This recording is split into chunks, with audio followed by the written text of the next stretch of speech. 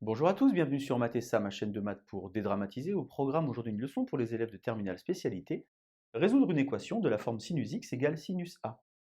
Nous sommes donc dans le chapitre sur les fonctions trigonométriques. On va s'intéresser au deuxième type d'équation trigonométrique aujourd'hui. Vous avez certainement déjà vu la vidéo qui traite des équations de la forme cos x égale cos a. Si ce n'est pas le cas, je vous invite à aller voir cette vidéo afin de vérifier les techniques opératoires à mettre en œuvre pour pouvoir résoudre une équation trigonométrique. On a donc pour tout x qui appartient à R et pour tout a qui appartient à R la propriété qui nous dit que sinus x égale sinus a est équivalent. En d'autres termes, si et seulement si, ax égale a plus 2 kpi, ou bien x égale pi moins a plus 2 k'pi, k étant un entier relatif, k' un entier relatif, et ces deux entiers qui vivent dans Z ne sont pas nécessairement les mêmes. Si je vous insère une petite illustration, vous voyez par exemple j'ai pris x dans le premier quadrant, et bien vous remarquez que a est soit confondu avec x, soit appartient au deuxième quadrant. Je peux également inverser les rôles et mettre x dans le deuxième quadrant, auquel cas a est soit confondu avec x, soit appartient au premier quadrant. On pourrait faire de même avec x dans le troisième quadrant, bien dans le quatrième quadrant.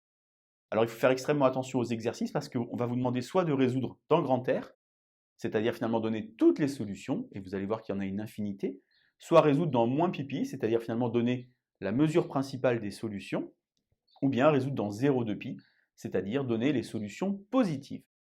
On va travailler comme d'habitude sur un exemple ensemble, ensuite vous mettrez la vidéo en pause et vous tenterez de résoudre l'exercice sur la partie droite du tableau, qui est, comme vous vous en doutez, assez compliqué. Alors premier exemple ici, donc résoudre l'équation sinus x égale moins racine de 2 sur 2. Pour pouvoir utiliser la propriété, il faut donc faire apparaître un sinus sur la partie droite de l'égalité. Il faut connaître les valeurs exactes du sinus et du cosinus. Vous avez une vidéo de la classe de première qui traite de ce point. En tout cas, moins racine de 2 sur 2, c'est comme s'il y avait sinus de moins pi sur 4, c'est-à-dire finalement un élément qui est situé dans le quatrième quadrant. On va donc avoir, grâce à la propriété, x égale moins pi sur 4 plus 2 kpi, k appartenant à grand Z, ou bien x égale pi moins, attention, parenthèse, moins pi sur 4, plus 2 k'pi, k' appartenant à grand Z. On a donc ici x égale à 5 pi sur 4, plus 2 k'pi, k' appartenant à grand Z. Et donc on va pouvoir détailler les solutions soit dans grand R, soit dans 0,2pi, soit dans moins pi.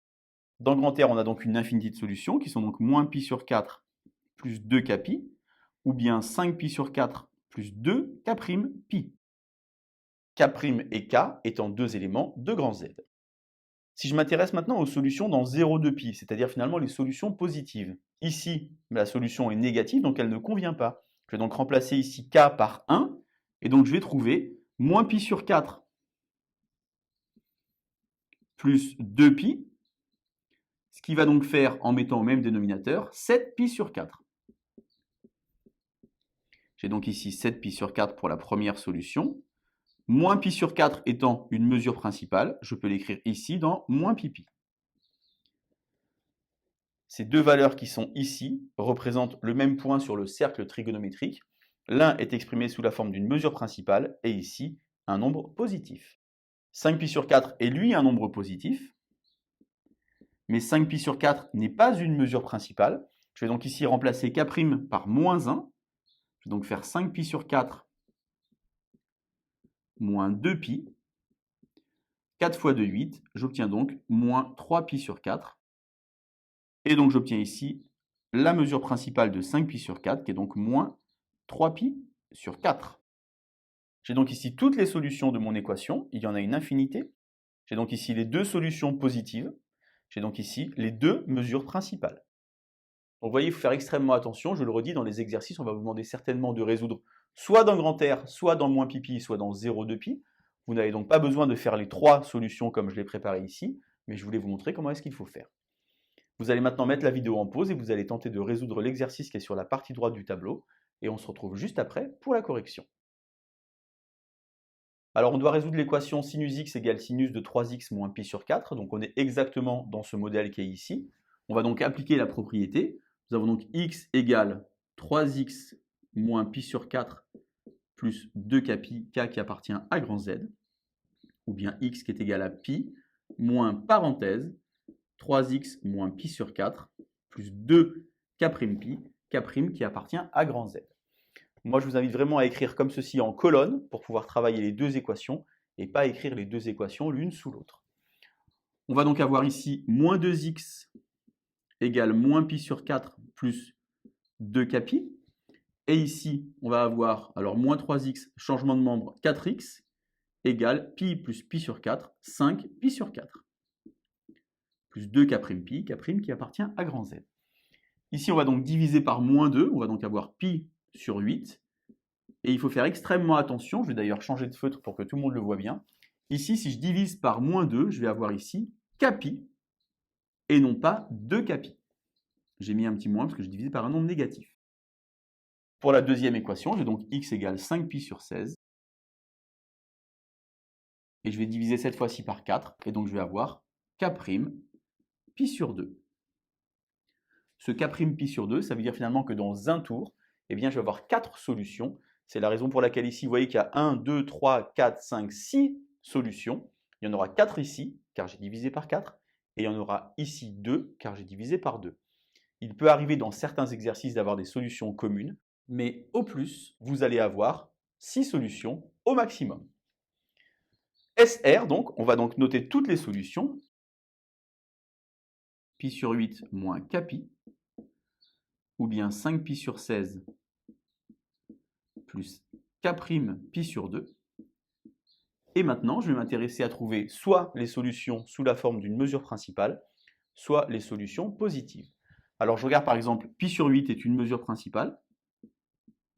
C'est également une solution positive. Lorsque je remplace ici k par 1, je vais avoir pi sur 8 moins pi, ce qui va donc faire moins 7pi sur 8, qui est également une mesure principale. Mais moins 7pi sur 8 n'est pas une solution positive. Donc au lieu de remplacer k par 1, je vais remplacer k par moins 1. Je vais donc avoir pi sur 8 plus pi, ce qui va donc faire 9pi sur 8. Et vous voyez finalement que les deux nombres qui sont ici sont situés sur le cercle trigonométrique au même endroit. Il y a ici une mesure principale et ici une mesure positive. Je vais donc réitérer le processus avec 5pi sur 16 plus k'pi sur 2. J'ai donc ici 5pi sur 16, qui est une mesure principale, mais également une solution positive. Lorsque je remplace k' par 1, je vais donc avoir ici au même dénominateur 8, ça fait faire 13pi sur 16, qui est une mesure principale, mais également une solution positive. Si par hasard je remplace k' par 2, à ce moment-là, je vais ajouter plus pi. Et donc je vais faire 5pi sur 16 plus pi, c'est-à-dire plus 16. Je vais avoir 21pi sur 16, qui n'est pas une mesure principale, mais qui est une mesure positive. Donc je vais noter ici. Je dois donc trouver la mesure principale de 21pi sur 16. Alors vous savez certainement que lorsque vous avez des fractions sur 16, dans un tour, vous avez 32pi sur 16.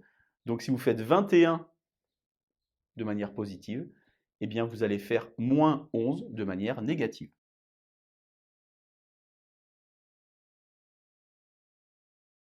Je vais enfin calculer ici pour k' égale 3, donc je vais faire 3 fois pi sur 2, même dénominateur, on va faire fois 8, 24 et 5, ça fait donc 29pi sur 16. 29pi sur 16 qui est donc une solution positive, mais qui n'est pas une mesure principale. Comme tout à l'heure, si je fais donc 29 dans un sens, dans l'autre sens, j'aurai donc moins 3pi sur 16. J'ai donc obtenu mes 6 solutions. Vous voyez qu'au maximum, j'en ai 6. J'aurais pu avoir 2 solutions identiques avec les 2 équations. Je vous insère donc l'illustration avec les solutions. Donc je vais prendre par exemple, je vais construire les solutions qui sont dans 0,2pi. Donc pi sur 8, premier quadrant.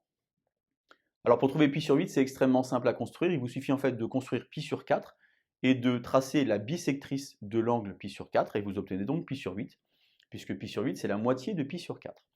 Ensuite 9pi sur 8 qui est donc situé dans le troisième quadrant. 5pi sur 16 qui est situé donc dans le premier quadrant. 13pi sur 16 qui est donc situé dans le deuxième quadrant. 21pi sur 16 dans le troisième quadrant. Et enfin 29pi sur 16 dans le quatrième quadrant. Vous voyez donc résoudre une équation trigonométrique, ça peut s'avérer extrêmement compliqué. Je vous invite vraiment à pratiquer, à vous entraîner à la maison. Et je vous dis à bientôt sur Matessa. Bonne journée.